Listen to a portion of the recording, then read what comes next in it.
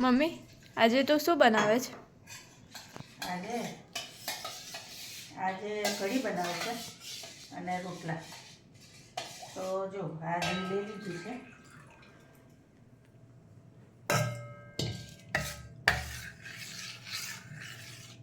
જેટલા મેમ્બર હોય ને એ પ્રમાણે દહીં લેવાનું.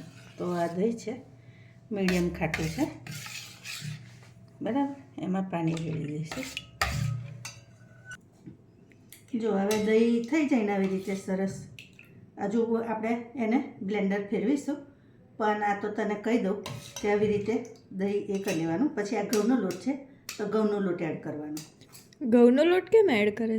તું તો ચણાનો નથી કરતી. ચણાનોય કરાય અને ઘઉંનોય કરાય, આપણે બંને રીતે બનાવીએ છીએ. આ આપણી સાદાબા છે ને એમની રીતથી કઢી બનાવીએ ને ત્યારે ઘઉંનો લોટ નાખું છું, અને મારી રીતે બનાવું ત્યારે ચણાનો લોટ નાખું છું. એટલે ચાલે. પછી એક બેને પણ મને એવું પણ કીધું હતું જ્યારે આપણે કઢી દાણાની કઢીની રેસીપી મૂકી હતી ને ત્યારે, કે તમે કઢી ઘઉંના લોટની બનાવો ને તો કઢી ચીકણી થાય, એવું કીધું હતું મને. તો આજે બેનને પણ આપણે બતાવવાનું છે રેસીપી આ, કે કઢી ઘઉંના લોટની બનાવો ને તો એ કંઈ એ નહીં થતી, ચીકણી ના થાય. એટલે આપણે એને બતાવવાનું કે ઘઉંના લોટની કઢી પણ બહુ સરસ થાય. બરાબર. ચાલ હવે આને બ્લેન્ડર ફેરવી દઈએ. તો જો કઢી સરસ, છાશને દહીંને આપણે વલોવી લીધું છે, અને છે ને દહીં ખાટું લેવાનું. હવે એમાં ટેસ્ટ પ્રમાણે ગોળ એડ કરવાનો,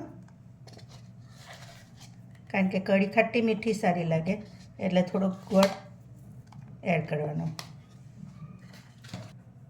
હવે ટેસ્ટ પ્રમાણે મીઠું એડ કરી દેવાનું. આ મેથી છે, મેથી થોડીક એડ કરી દેવાની, અને આ બધું મિક્સ કરી લેવાનું. હવે એમાં નાખવાનો આપણે એક મસાલો તૈયાર કરી લેવાનો. હવે કઢીને નાખવાનો મસાલો આપણે તૈયાર કરી લઈએ.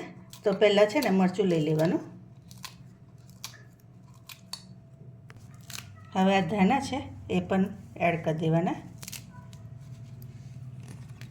આ 2-3 લસણની કળી છે, 4 એ એડ કરી દઈશું. આ લીમડાના પાન છે એ પણ એડ કરી દેવાના, અને જીરું છે એ પણ એડ કરી દેવાનું, અને આ બધું આપણે વાટી લેવાનું. તો જો ફ્રેન્ડ્સ આવી રીતે દરદરું રાખ્યું છે. હવે આપણે એને કઢીના મસાલામાં એડ કરી દેવાનું.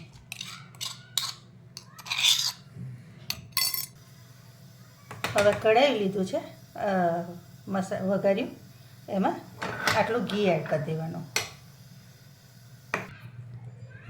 હવે ઘી થાય એટલે આપણે રાઈ એડ કરી દેવાની,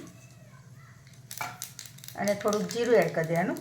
આ લીમડાના પાન છે એ એડ કરી દઈશું, અને આ તજ છે 2 ટુકડા, લવિંગ છે, અને આ બાદિયાનું એક ફૂલ છે એ ખાસ એડ કરવાનું. આનાથી ફ્લેવર બહુ સરસ આવે, આખી કઢીની ટેસ્ટ જ બદલાઈ જાય. આ હિંગ નાખી અને થોડીક હળદર એડ કરી દેવાની. હવે આપણે છે ને આ વઘારને આ કઢીના મસાલામાં રેડી અને ઢાંકી દેવાનું. આનાથી એનો વઘારની બધી સ્મેલ છે ને તે અંદર જ રહે, એટલે આ ખાસ કરવાનું. અને પછી એને ઉકળવા મૂકવાની.